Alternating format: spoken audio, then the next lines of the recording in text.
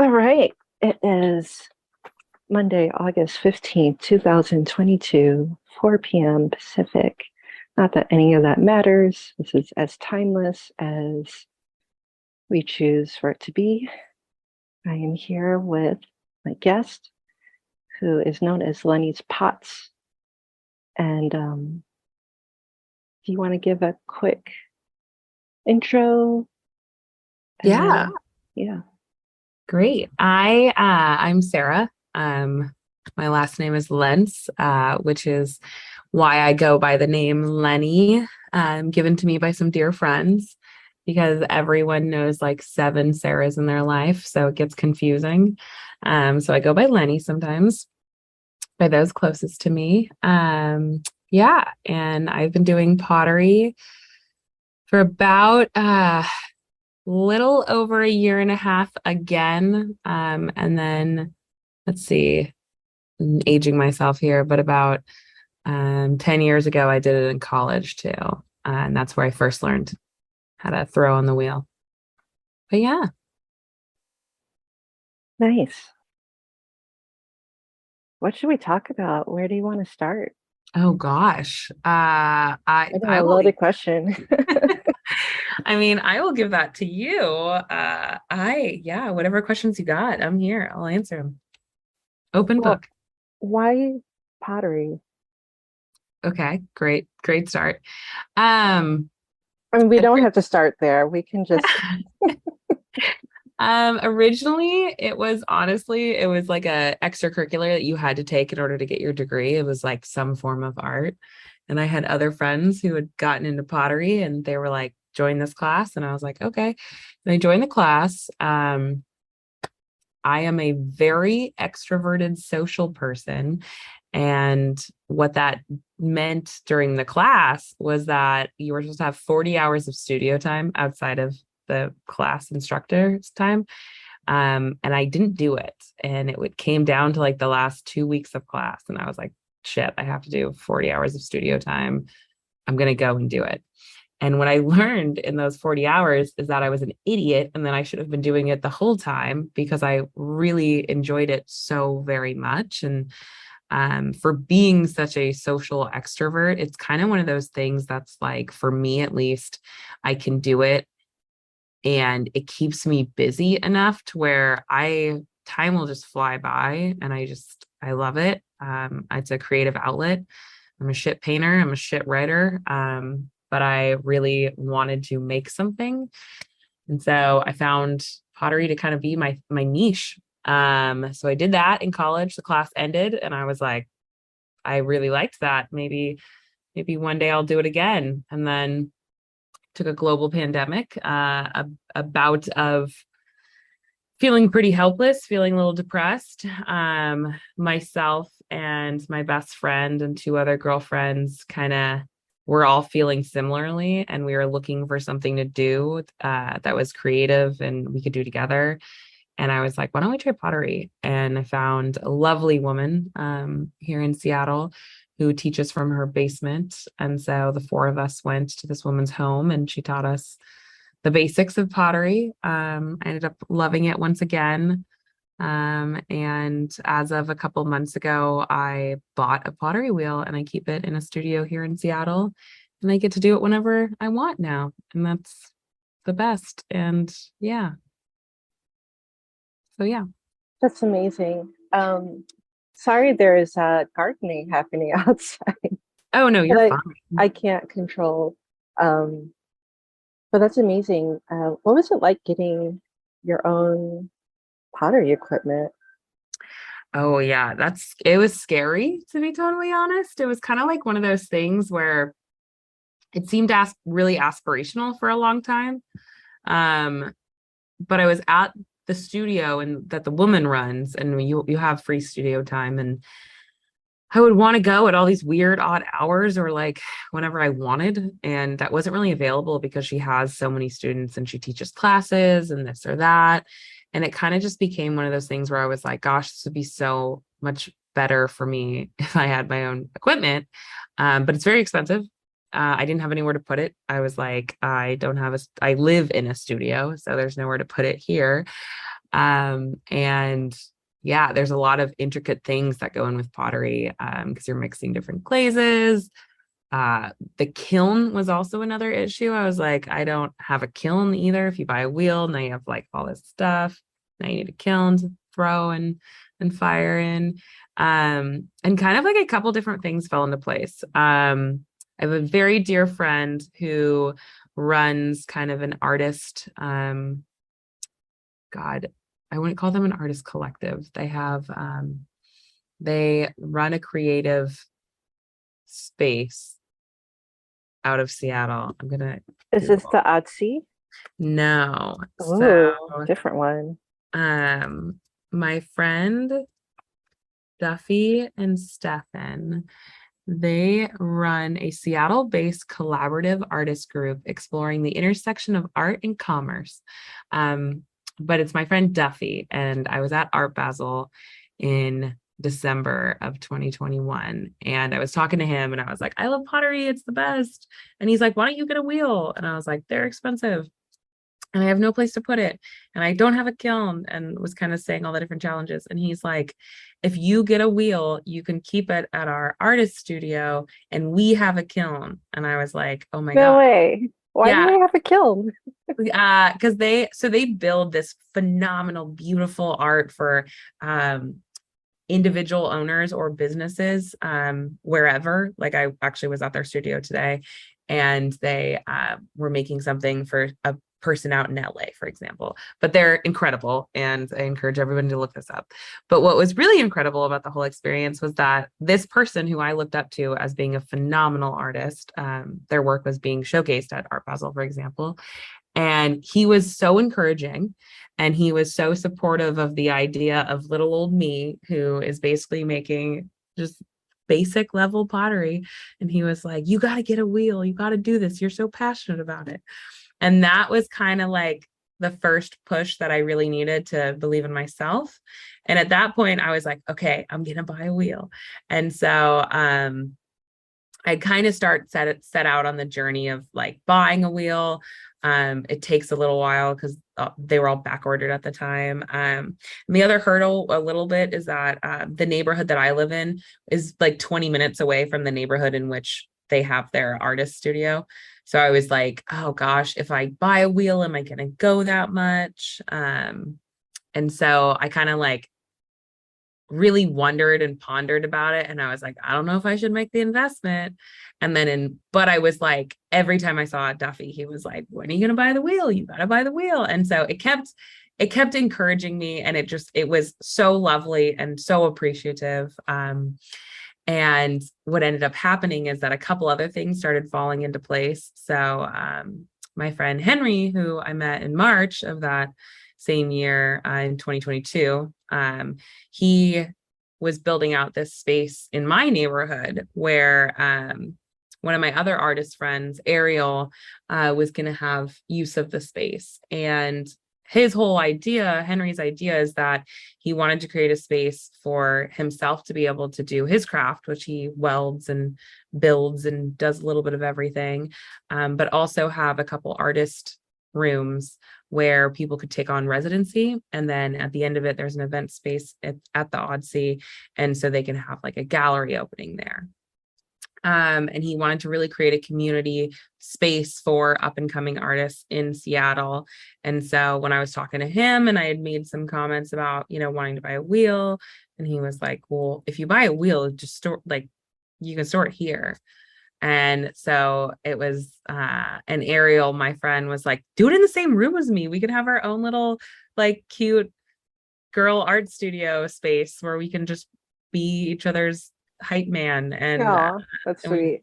Yeah. And so it's kind of like between that. I also met a really cute couple at like a maker's market locally, and they were like, you can use our kiln. And I was like, oh my God, everyone is so wonderful and great. And I feel rich with like friendship.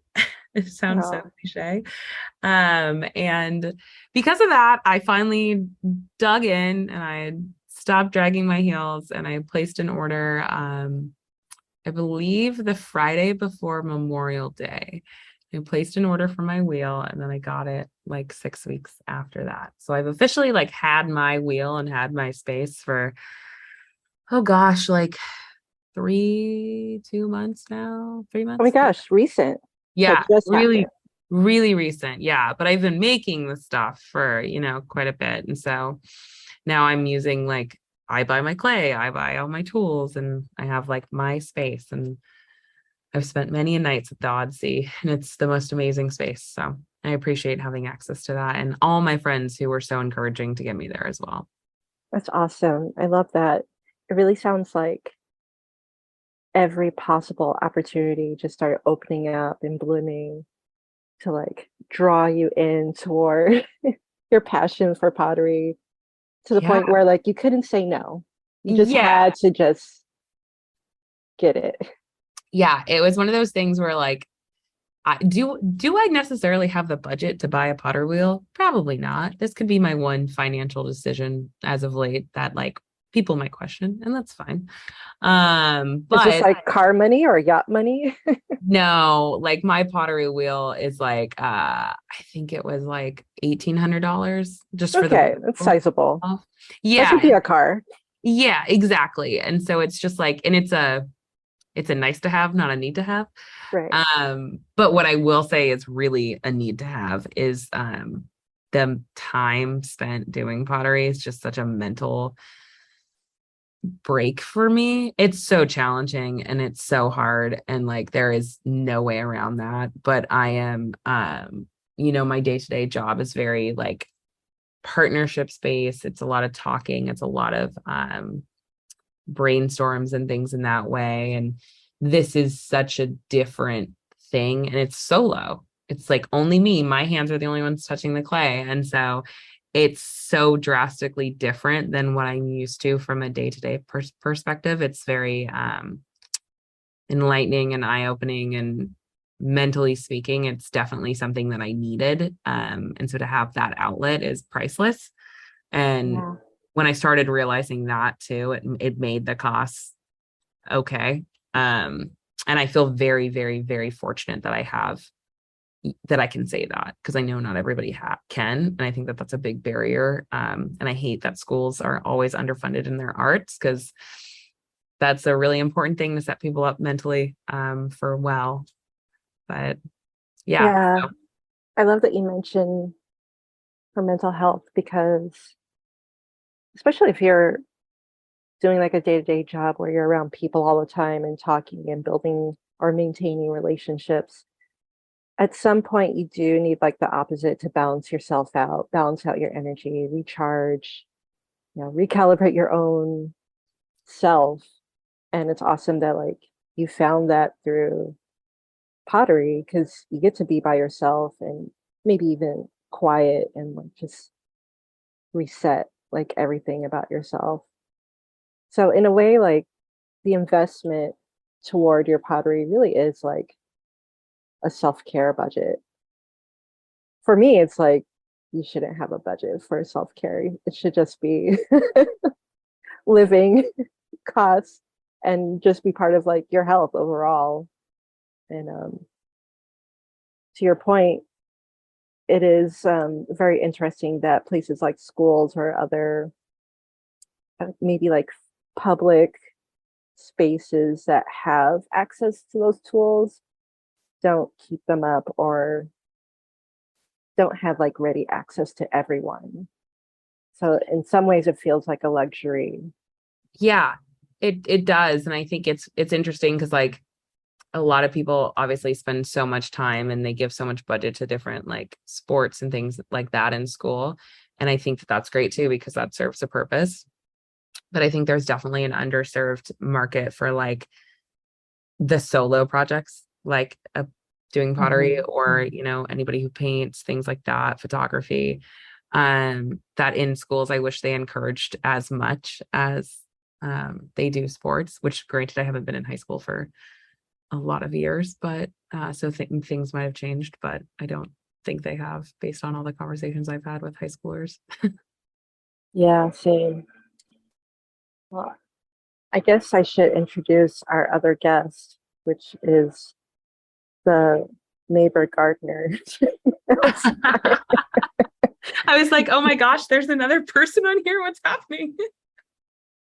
I can barely hear it. There's like okay. it's just a slight light hum, and you probably won't even be able to pick it up. We'll see. I mean, we'll definitely have me complaining about it. Sorry. Yeah. Yeah, it's interesting about how like sports ends up with more funding than solo projects, like you mentioned, even though some of those solo activities really do contribute to society when people have the opportunity to develop them. And I'm curious, like you did mention that you started in college. Um, were there any other activities that kind of bump up against that, or like compare to, like if you didn't choose pottery, is there anything else you think you may have ended up doing? That's a good question. I'm trying to remember.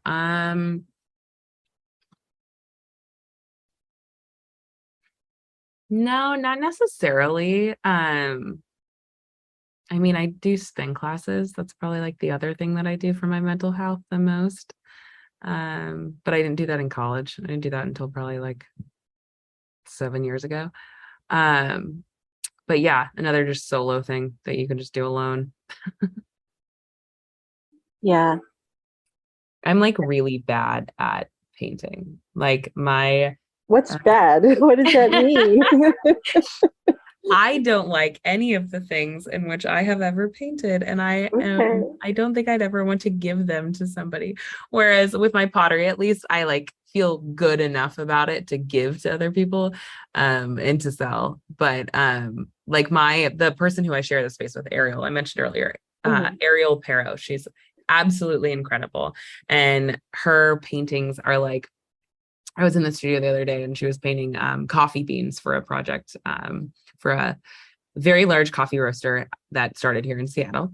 And she was like painting water droplets on these like coffee bean leaves things. Wow. And I was like looking at it, and like it must have been like 20 minutes had passed between when I had first looked at it versus where she was at that moment. And it was just like, this is so realistic. And I watched you do this and I don't know how you did this. And she's so incredible and inspiring. She does a lot of mixed media outside of just painting too. Like she just finished a project for these cassette tapes, where she used acrylic, and then she also used like the plastic that they make cassette tapes out of, but she made Nice. these giant ones. Um, and just like watching people do stuff like that, like I will watch that and I will be so absolutely mind blown. But I think there's just so much to be said for the craft and like talent and like dedication. Cause like, I mean, I'll watch Ariel do artwork, and it takes 40 to 60 hours for her to finish like a large scale piece. And I'm like, yeah, you have dedicated so much of your life to this craft and it shows, and you are so talented. And so I'm constantly like humbled, and I have to remind myself, like when I can't, for instance, like on a piece or something like that, for me, like if I can't bring the walls up high enough, I'm like, oh, I'm terrible at pottery. And then I'm like, okay, you chill. You're still relatively rookie. Give yourself a little bit of time and then feel better later. Yeah, definitely have to Yeah. have that self-talk. But yeah, Yeah. I can just imagine. I'm not good at pottery at all. So like how you feel about Ariel, like I feel about you with pottery. I'm like, yeah, walls not gonna happen. It's just gonna fall in and crack like almost immediately. Oh no. Yeah, it's such a challenge. And then you start introducing like other little intricate things. Like I make like the wavy cups kind of at times. I don't even know how do you do that? Like I tried to watch that on YouTube and like I missed something. Like I'm like, but how is it dry in time before going all the way down and then you get the other color? Yeah, Yeah. like how do Yeah. you do that? I'm like holding up a piece right now that I just have in front of me. There are tools. There are two ways to do it. You can either use your fingers, or there are tools in which you can do this. The bottom part of the piece is actually the natural stone. So there's no glaze on here whatsoever. So I would flip this, but it's filled with coffee at the moment. Don't do that. But you just like flip the piece and then you dunk it. And then you can, and then yeah, the glaze, some glazes are thicker than others, so you have to be careful about where it runs. Mm, But yeah, I'm a very OCD is not the right word, but I like the fine details a lot. And that is something with pottery. When I do glaze, like I'm so intricate and I will like just make sure that it's all evenly on there and it has to like look a certain way. So I'm able like to be clean in my lines is like relaxing to me, which I know to some creatives, they're like, yeah, that should be like fun and sloppy and everything in between. And that's relaxing to them. And I love that for them. But for me, like I'm so type A and those types of things. So yeah, like I like spending the time kind of working through like how I can get something to look the way I want it to. nice. Yeah, Yeah. that kind of makes sense for pottery and ceramics in general, because you are really building the shape and Um, crafting something into existence. And yeah. that's really special. The other thing I will say that's like wild, but like I didn't, it was like an unhappy or it was a happy accident of doing pottery Hmm. is that I would not classify myself as a particularly patient person, one would say. I am somewhat impatient, I would say, for a lot of Aren't you like leaning on the Aries side of the cusp? I am so I'm a Pisces, but yeah, I am my birthday is March 20th, so it's the last day of the Pisces one. Um, but pottery, because of that, I have learned to be more patient because it's like, the old saying, like watching paint dry. I have Yeah, to I have to let clay dry out. And it's I just like, learned about that too. Like, wait, yeah, what? It dries before you cook it? What? like there are so many different steps to pottery that I was like, so you don't just like throw it and then it just becomes a cup. Hmm. It's like, no, you have to get the clay and then it has to be wedged. And then, and wedging doesn't take that much time. So it's not like you're not like, oh my God, I have to wait a day to wedge.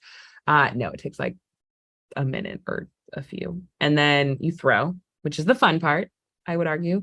Um, and then you take it off the wheel and then you let it get leather hard.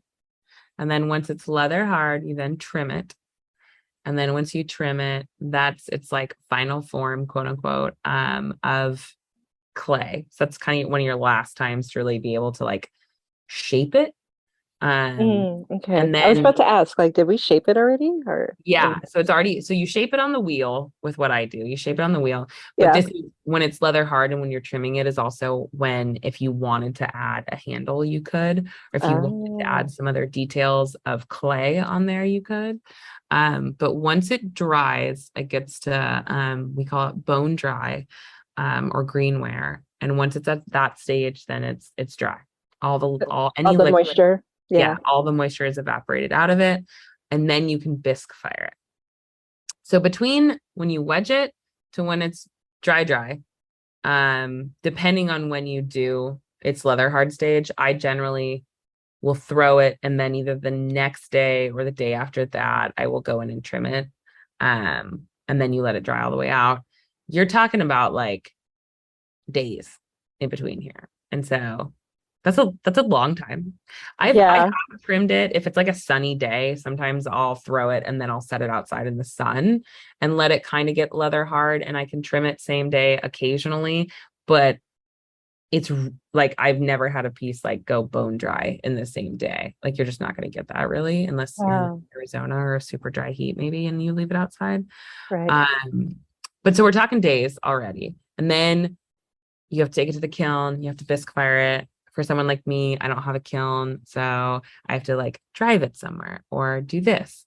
At my other previous studio, like it was on her cadence. So generally speaking, it'd be like once a week they'd do a bisque fire or once every other week they do a bisque Oh, fire. wow. So now we're talking weeks at a time. And then you get your bisque piece back and now it's ready for glazing. So Oh, then we didn't even glaze it yet. What? no. Exactly. And so now we have to glaze it. And like, depending if you want one glaze or two glaze, or if you want to do any like fancy sgraffito or anything on there, that takes time, like, an hour or whatever, depending on the piece. And then it goes into the glaze fire, which at my old previous studio, we used a gas kiln for glaze fires. And now I just use electric for both the bisque and the glaze, but she will run it once a month. And Oh my then goodness.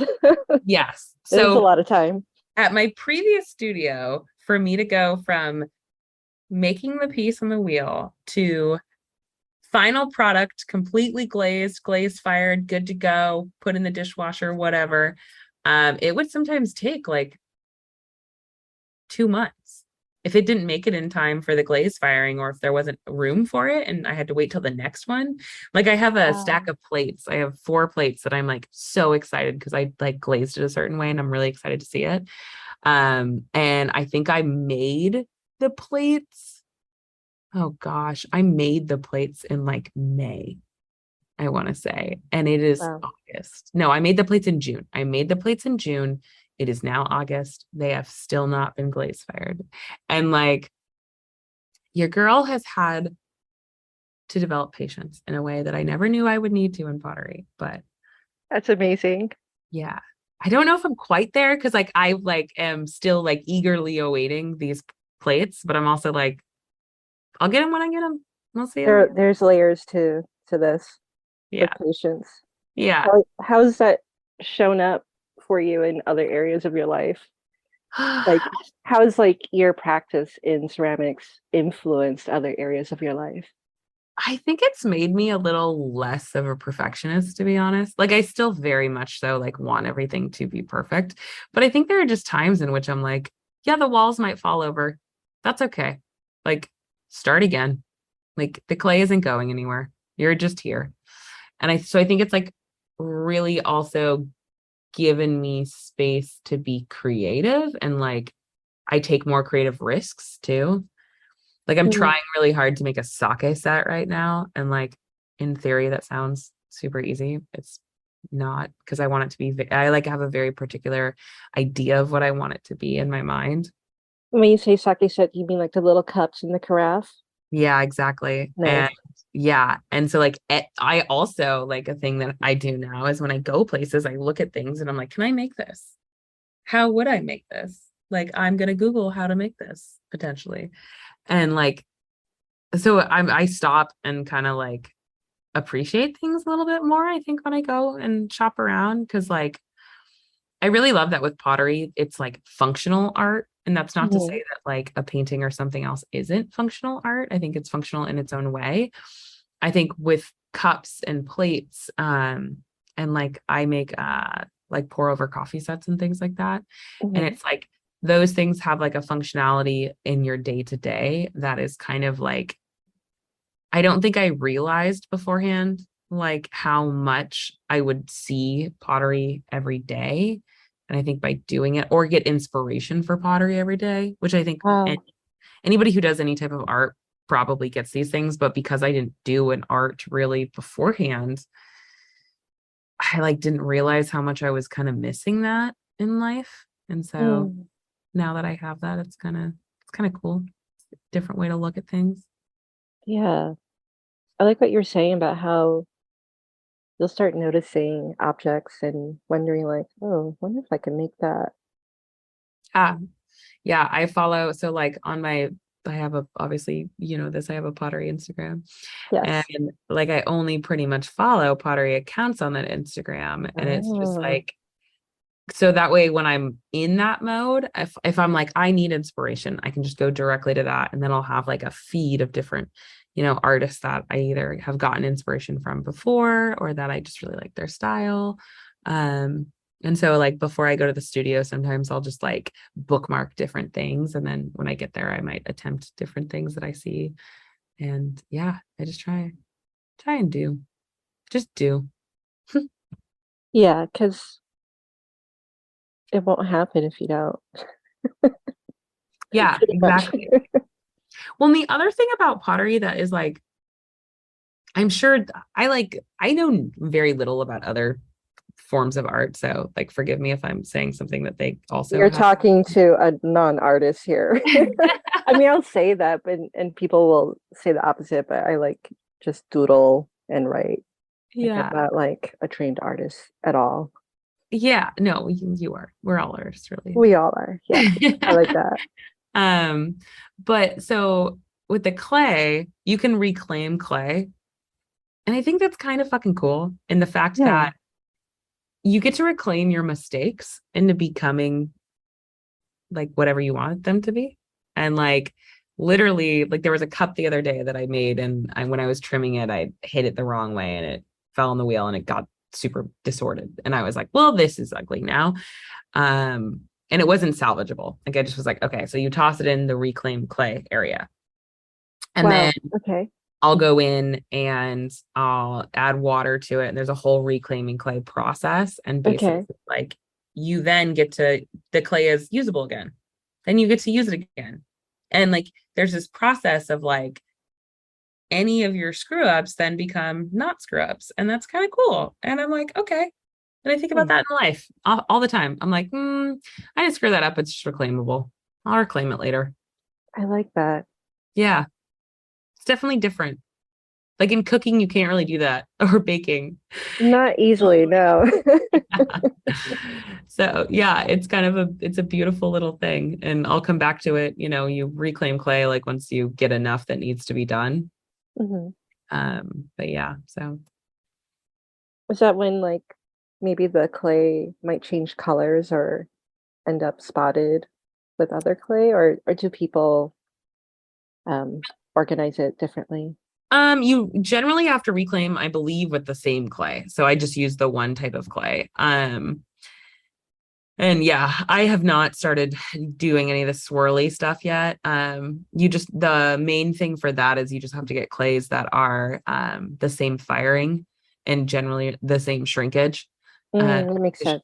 Yeah, because like with clay, you can get low fire clay, which would be like, and I'm getting to the nerd stuff here, but Let's go. it's like a 1 to 3 cone is what they call it. And then a mid-range fire clay, which is what I use currently, which is a 4 to 6 range. And then a high fire clay, which is what I use at the other studio because they have that gas kiln, Right. which is like a 7 to 10. And so yeah, they have kind of different properties and stuff like that. Like but yeah, so you can't mix those clays because what It they just won't. won't cook the Yeah, same way. Yeah, exactly. But makes so you sense. can do the same fire clay and you're good. In order to really get that beautiful swirl, which I'm so jealous of, you have like you kind of have to be good, like really good. And I still have imposter syndrome about myself. And like you have to do it kind of quickly. Right now, I still when you center the clay, you cone it up and then you know, put it back down, you cone it up, you put it back down, and that kind of helps with the clay's malleability and then also just continuing to center it. Hmm. But if you're swirling stuff, you don't want to do that as much because then you're just going to mix it all together and then you won't get that beautiful swirl. So Right. yeah, I have a lot of respect for anyone who does any of the marbling designs. I'm like, you're good. You're really good. It's funny because I'm trying to picture in my mind and I realize I don't have a lot of references to think of other than like people who bake cake with swirls in it Yes. and how they have to pour in the different batters.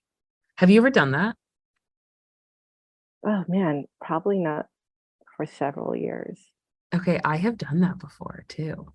Yeah, Yeah, I did it and I made like it was like I did it for a friend of mine for his like 40th birthday. nice. And yeah, and it was really cool, but it definitely was harder than I thought it was going to be. Yeah, I don't remember it being very successful. I think like it blended somewhere in the middle because it like sat out too long. Yep. Because I did it before I had preheated my oven and yeah, I mean, it still tasted like cake, but And I it was did a it. success. Yeah.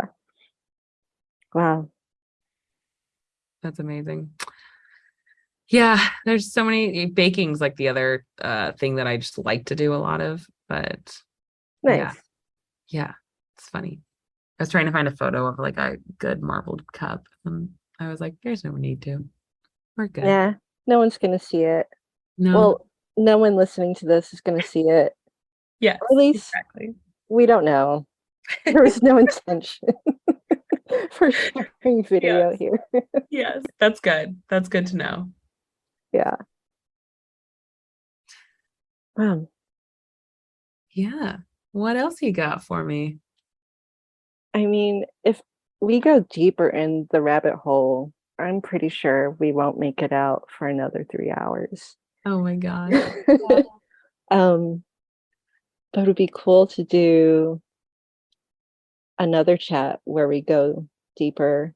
I remember we talked briefly about the Japanese art of like fixing ceramics where you put gold. Yes. Have you done any of that? Okay, so I haven't yet. I'm Googling to get the right name for it because I don't want to butcher it. Ceramic. Um, oh God, I'm gonna butcher this name. It's called, so it translates into golden repair, and it's the Japanese art of repairing broken pottery by mending the pieces with the gold. Exactly. Mm-hmm. Um, gosh, I wish there was something that says, how do you say it? I think it's kintsugi. Oh God, I'm gonna butcher this. Hold on. I'm gonna make the internet tell me how to say it. Yeah, let's do that.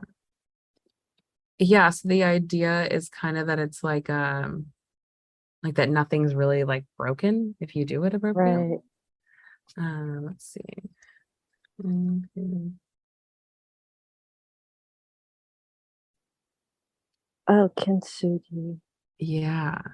So And I don't even know if I'm saying it right, and I study Japanese. I know. I know. Okay, hold on. You can edit this part out, but I'm gonna make the internet tell us. Wait, can you do it out loud so we can all hear?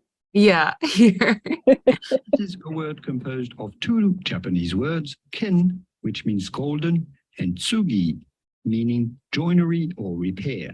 So literally, golden joinery. Kintsugi. Kin. There you go. I love it. That's great. Perfect. I love the internet so Me much. too. Oh my God.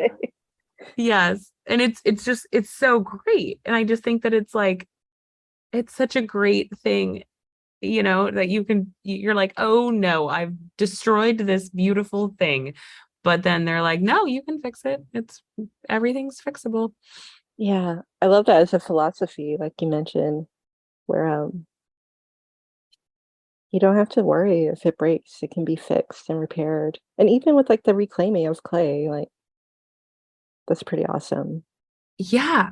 And like things like that like I didn't even know I'd find in pottery, but like are metaphorical for like in life. Like Mhm. there are so many things. And it's just like, absolutely. I would love that. I would love if I could repair all life stress with just a little gold and this games, right? Yes. Yeah. Hmm.